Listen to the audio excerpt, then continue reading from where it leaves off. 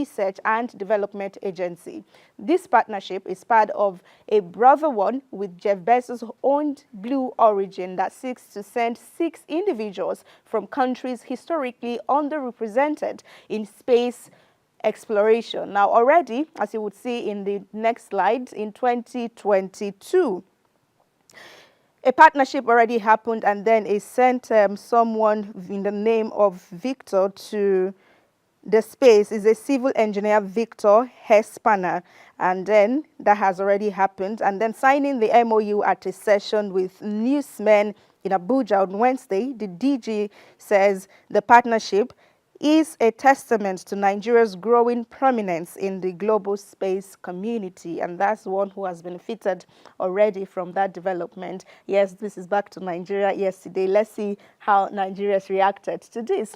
Then this user says, Nigeria should propose project within its capacity and not chase clout. A country that has not conquered constant electricity supply failure nor found its way back to the fastest growing economy wants to send its hungry citizens to space on a journey of no return.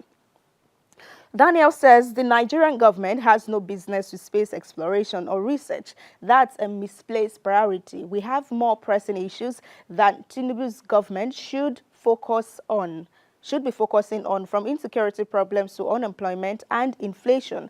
This administration is nothing but a big disappointment, and it says zero focus.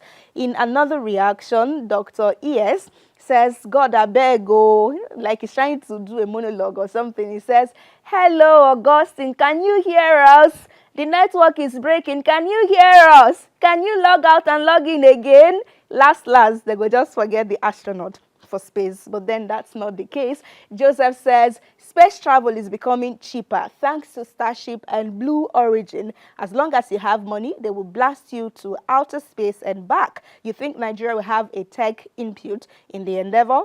They just pay and get the services. Maybe it's part of renewed hope right there. And in case you've missed it, the National Agency for Food and Drug Administration and Control, NAFDAC, is asking Nigerians to stop storing up cooked food in refrigerators for more than 3 days. Well, the Director General of NAFDAC, Professor Moji Adeyeye, warned that cooked food stored in the refrigerator for days is susceptible to contamination by disease-causing pathogens, which are key agents of foodborne diseases that can lead to death. And that is the press conference, a statement signed from her office right there. But for heaven-born, it says after 3 to 4 days, germs, also called bacteria, may begin to grow in refrigerated leftovers. This growth increases the risk of food poisoning, also called foodborne illness.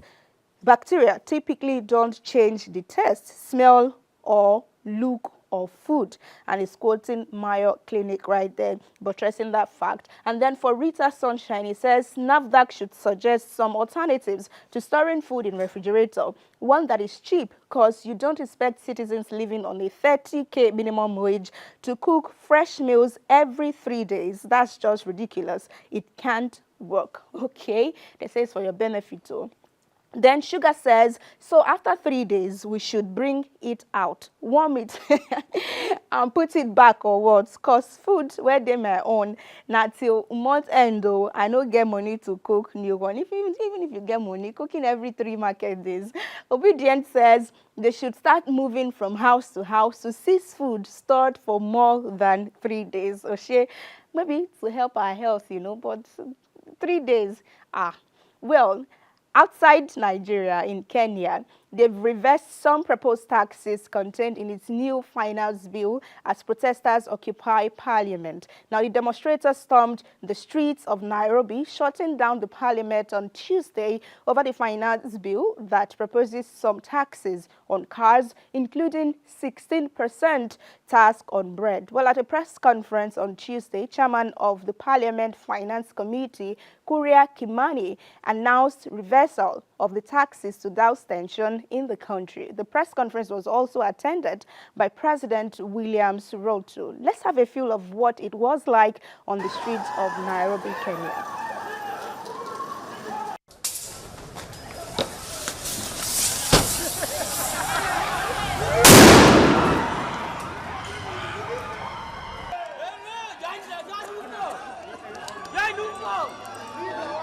US puppets! US puppets! US puppets! US puppets! US puppets!